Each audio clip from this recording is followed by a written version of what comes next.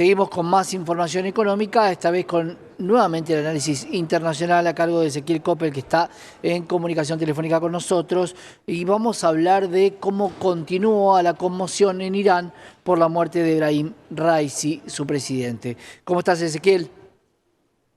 ¿Qué tal? ¿Cómo andas? ¿Cómo estás vos? Bueno, contame cómo está la situación, se está viviendo el velatorio, por supuesto, del primer mandatario. Contame un poco cómo está la situación.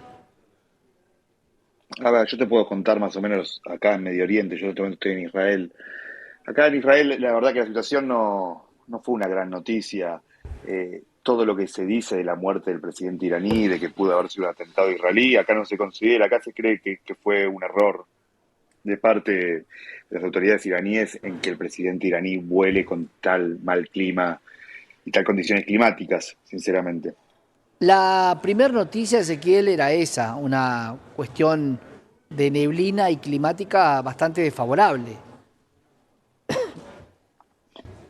Sí, sí, hay como, digamos que es la única teoría que se está considerando en el momento. Hay algunas voces conspiranoicas que hablan de que pudo haber sido un atentado de Israel, pero bueno, no hay ninguna prueba. Es más un rumor falto de información que otra cosa. En realidad, ¿cómo fue este accidente? Porque hablaban de tres aeronaves, venía una comitiva con más personas, pero una de los helicópteros tuvo que realizar un aterrizaje forzoso, que es el que provoca este accidente. Sí, yo no sé más de lo que vos sabes, sinceramente, lo que saben todos. Es como que fue un error haber viajado con esas condiciones Claro. climáticas, pero todavía no se sabe qué falló en la aeronave. Sabemos, Ezequiel, obviamente que en Irán quien comanda los destinos del país es el Ayatollah. ¿Hay alguna idea de sucesión? Va a haber un llamado seguramente a que haya un sucesor en la presidencia y existe la posibilidad de que sea uno de los hijos del Ayatollah. ¿Cómo ve Israel estos cambios políticos? Si los ve bien o los puede afectar en algo. Bueno, hay dos líneas de pensamiento, me parece, con respecto a la muerte del presidente iraní. Una línea de pensamiento dice que era una persona secundaria, que no importase, que no importa su rol, que no importa su figura y que su muerte no va a dañar al régimen o a la República Islámica porque todo el poder lo tiene el líder supremo. Después hay una segunda línea de pensamiento que dice que no, que era importante, que si viene el presidente y no tiene la última palabra dentro de la República Islámica, es la persona que el régimen había decidido que podía ser, o estaban decidiendo, o estaban pensando de que podía ser el sucesor del líder supremo. Claramente la verdad debe estar entre la mitad. No era la persona más importante de la República Islámica, tampoco era un cuatro de copa, sinceramente. Y que de un día para el otro uno de los candidatos a suplantar a la autoridad máxima de Irán, que está grande, que está enfermo, pierda la vida y que tengan que volver con una nueva sucesión, me parece que es un hecho importante para estos momentos para la República Islámica, que no hace mucho más de un mes estuvo en un principio de guerra con Israel. ¿Cómo es la situación de Israel con Irán? Más allá de que Israel salió a aclarar que esto no tenía nada que ver con su país. ¿Cómo siguen las tensiones entre ambas naciones?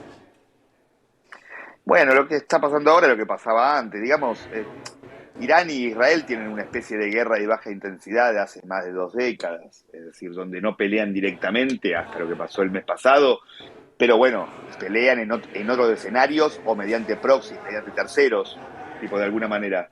Eh, yo creo que va a continuar ese tipo de guerra. Me parece que los dos tenían mucho más que perder que ganar en una guerra confrontativa de forma directa. Israel está bastante asustado de que Irán de alguna manera consiga un arma nuclear que pueda emparejar lo que es su armamento, y los iraníes están bastante preocupados de que los israelíes, tipo, de alguna manera intervengan en sus planes de avance sobre la región o su colaboración con aliados, como puede ser el presidente Assad en Siria o puede ser el grupo paramilitar político como el Hezbollah en Líbano. ¿Cómo es la situación en Rafah y qué pasó en función de este pedido de arresto de la Corte Internacional Penal respecto a Benjamín Netanyahu? Bueno, acá en lo que es Israel hay como una especie de voz, todos lo deben saber eso, en la guerra, durante una guerra mucho las voces disonantes no se amplifican, sino se reducen. Acá lo que mayoritariamente se ha dicho, bueno, que es una confirmación de que la Corte Internacional de Justicia, la Corte Penal, perdón, la Corte Internacional Penal, bueno, demuestra que tiene una cierta animosidad y algunos políticos israelíes incluso han marcado un casi risueño antisemitismo de parte del fiscal que acusó a Israel. Es un poco risueño eso también, me gustaría recalcarlo, porque el actual fiscal de la Corte Internacional era, digamos, el favorito de Israel. Lo que pasa es que, bueno, es como siempre pasa en estos casos. Cuando uno falla en contra de uno mismo, bueno, cuando otro falla en contra de uno mismo, bueno, hay que descalificarlo. Acá la verdad no resultó en una gran noticia, sinceramente, y se vuelve a repetir lo mismo, que es el mundo contra Israel. Cuando hablamos de Rafah, una de las últimas ciudades donde el grupo terrorista Hamas se encuentra y donde está multiplicada por 4 su población, el mundo está pidiéndole a Israel que no ataque. ¿Qué quiere la sociedad en Israel? ¿Qué es lo que necesita para de alguna manera también sentir que el 7 de octubre no fue en vano? Sí, bueno, yo me gustaría aclarar una cosa, es decir, esta idea de que jamás está todo refugiado en una sola ciudad, me parece un poco inocente de alguna manera, porque jamás es una idea, no es solamente un grupo. Sin duda. Es decir, podrán matar a todos los milicianos de Hamás, a todos los terroristas de Hamás, pero bueno, si la idea sigue viva, bueno, se reformarán de alguna manera. Yo creo que no, yo creo que acá la población israelí está unida en cuanto al esfuerzo guerrero y realmente mucho lo que es la catástrofe humanitaria de Gaza no penetra las televisiones de Israel. Es decir, acá está, digamos, la sociedad compenetrada con el esfuerzo de guerra, etcétera, pero de un lado solo. Todo lo que pasa en Gaza, la televisión, los canales de televisión no lo muestran, es decir, las muertes, los excesos, la sangre, etcétera. Entonces, bueno, me imagino, como en otras situaciones en el pasado, en otras guerras, bueno, es mucho más fácil poder determinar un avance sobre un lugar de que lo que se dice es un nido de terroristas, dejando de lado que también hay muchos civiles. Claro, ese es el gran punto, que el mundo está atento a que hay muchos civiles en esa ciudad. Pero me quiero quedar con esto que vos dijiste. Jamás no es una persona o un grupo de militares o terroristas físicos, es una idea. ¿Se puede terminar con esa idea o es una idea que viene hace demasiado tiempo y va a ser muy difícil de erradicar?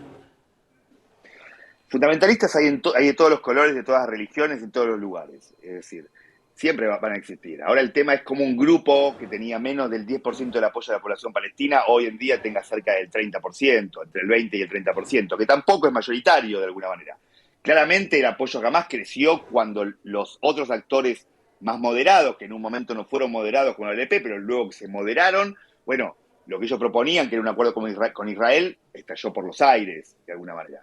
Todas las ideas fundamentalistas o más extremas de ambos lados surgen o se potencian cuando los moderados no encuentran que su agenda o sus objetivos se materializan. Claro.